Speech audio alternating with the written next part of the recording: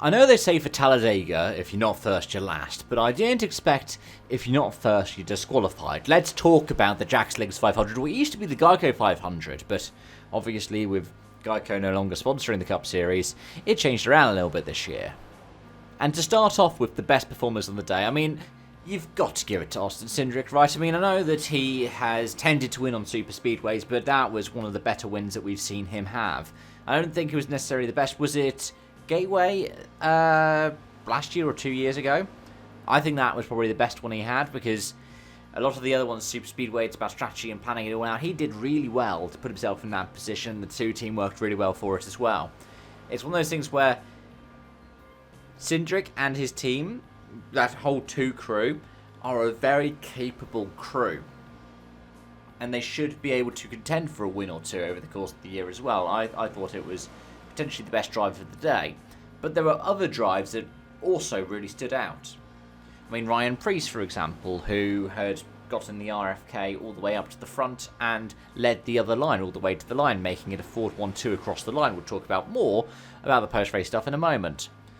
Elsewhere, Jerry Logano crossed the line for what would have been his first top 5 of the season, right? But there were other little plays that were utterly fascinating. For example, Ross Chastain, who decided to throw a late block on the Toyotas they charged through, stalled them out, and where was the top Toyota at the end of it? I think it was Tyler Reddick, who ended up being classified as 14th, but crossed the line 16th? Chase Briscoe right behind him, Ty Gibbs a couple of places back, Eric Jones. They were the only Toyotas that even counted as top 20 now. At the same time, Ty Gibbs did really well. He led a bunch of laps. I think it was the most laps that he's led in a Cup Series race. I might be wrong about that. Anthony Alfredo led a bunch of laps, and that was a really nice thing to see for him and Beard Motorsports. That was a really good performance. I mean, they have run at the front of super speedways. It's the 7th time they've led a race, and all of them at Talladega. I think that's what they were saying in the broadcast, but he did well to do exactly what he needed to, and exactly what words are struggling to come to me right now, but exactly what the team would have wanted. I mean, it's really good for sponsorship, right? Especially when you're running a partial schedule to do something like that. And Faster Pastor himself definitely delivered on what he was meant to be doing.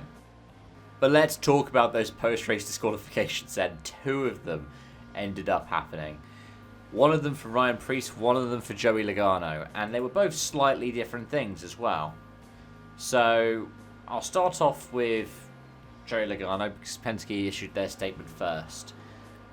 That was about one of the bolts on the spoiler coming loose, and it was deemed as a competition advantage because it happened during the race, and as a result, he was disqualified. Penske have accepted the ruling. Likewise, RFK accepted the disqualification of Preece from the race as well.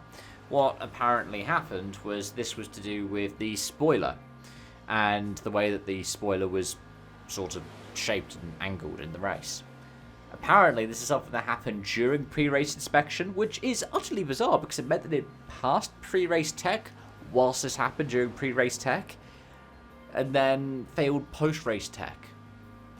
So I guess it must have worked from the back to the front. They must have worked on the bodywork first and then other bits in pre-race. Because if it happened in the middle of pre-race, surely it means it happened after that wing was checked in the pre-race tech. Again, RFK have accepted it, and that has an impact on the playoff picture. But it's so bizarre to see so many DQs this year when it comes to the Cup Series.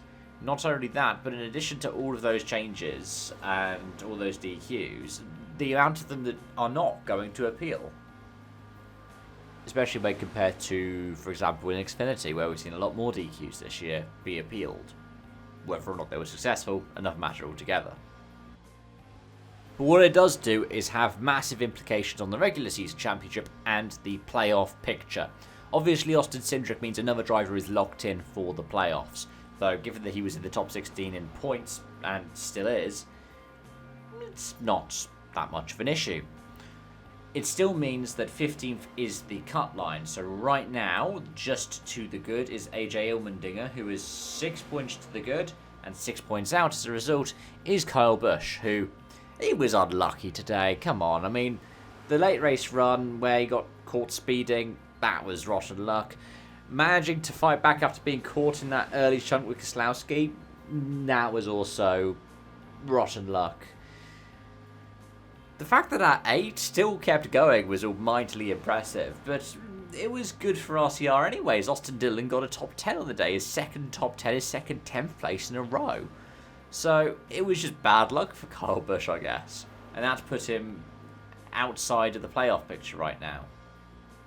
Joey Logano has dropped back. He is 11th in the regular season standings now, which puts him 13th in terms of the playoff picture because his teammates won a race. And in addition to his teammate winning a race in Cindric, we got Josh Berry who's won a race, which I know Wood Brothers and Penske aligned, but it just means that his playoff picture is also not the most secure. He is a fair bit to the good. He's on 246 points in the regular season, whilst Kyle Busch is on 210, so 36 points. That's not the end of the world, but it is something that could be undone quite easily.